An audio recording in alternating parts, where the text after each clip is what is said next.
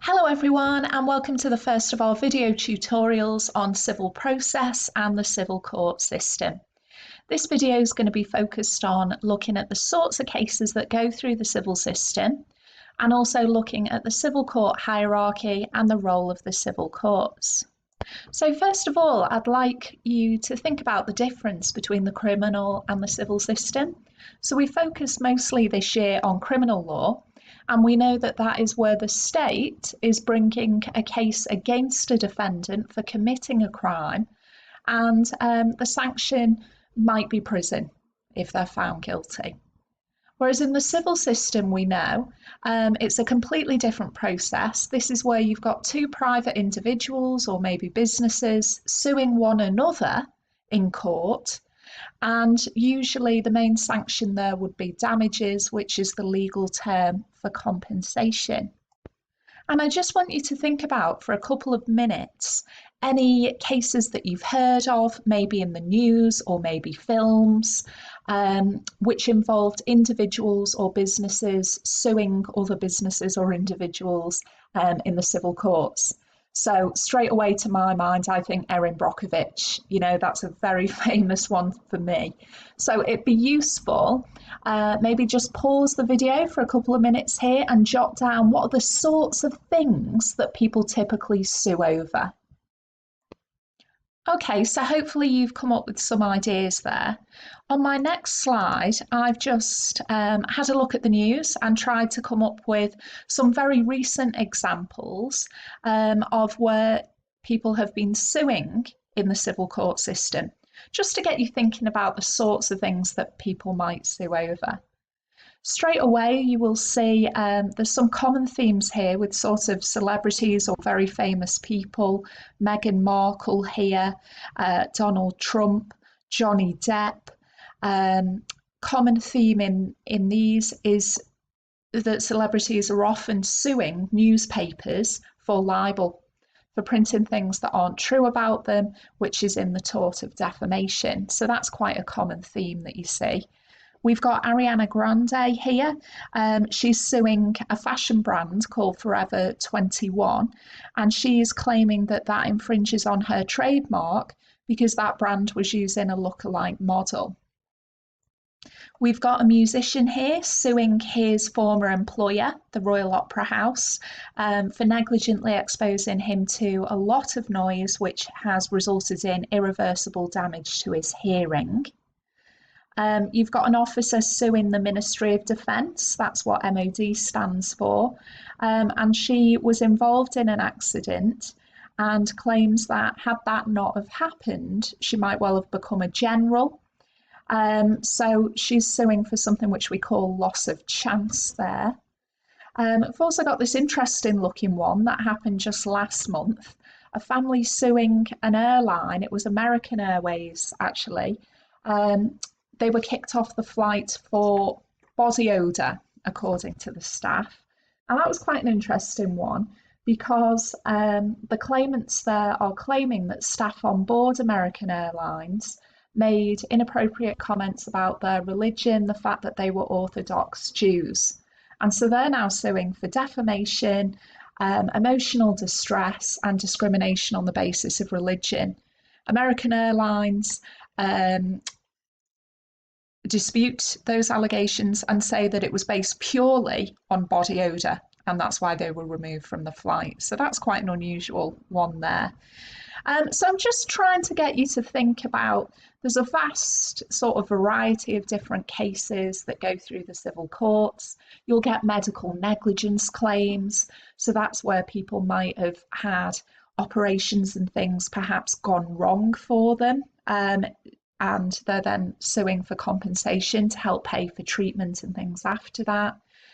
People suing former employers, that sort of thing. Medical negligence is the one that's going to be quite common for us when we're looking at this topic. So if we start to think about the civil process itself then, we've already identified that this is looking at disputes between private individuals or it might be organisations.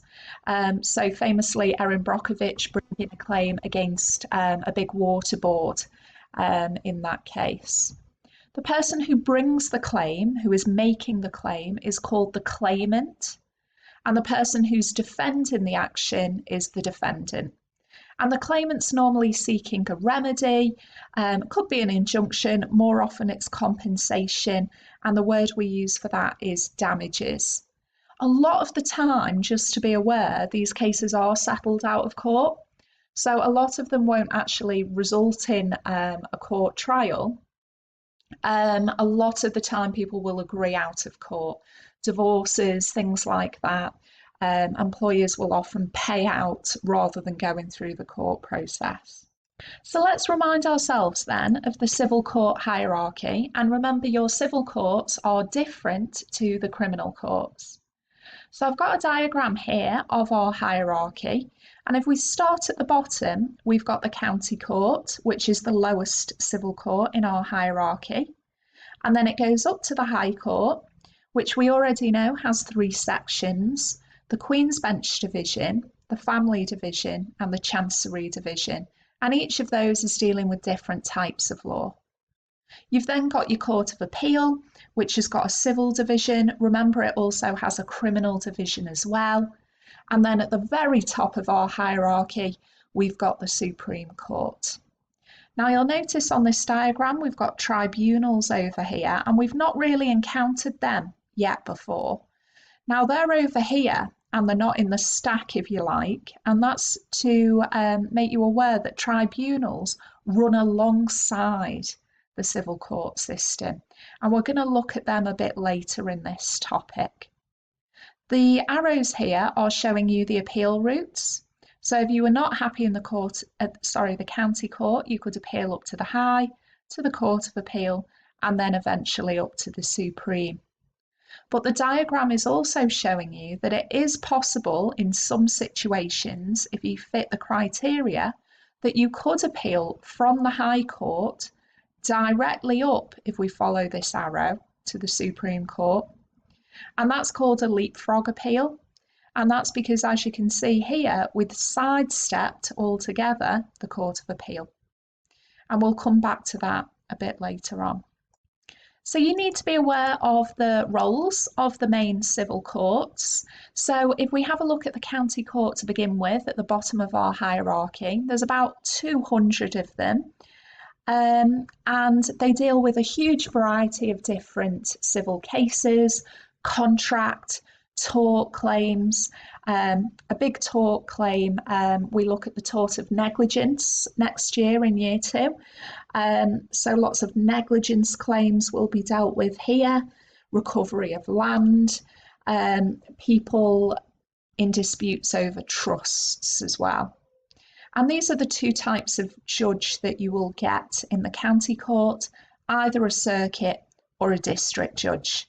And we look at those types of judges in our judiciary topic.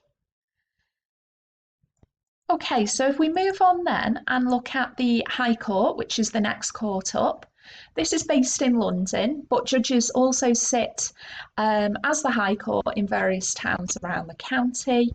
You can see here I've just summarised what the 3 divisions deal with. Family is probably the one that you've heard of.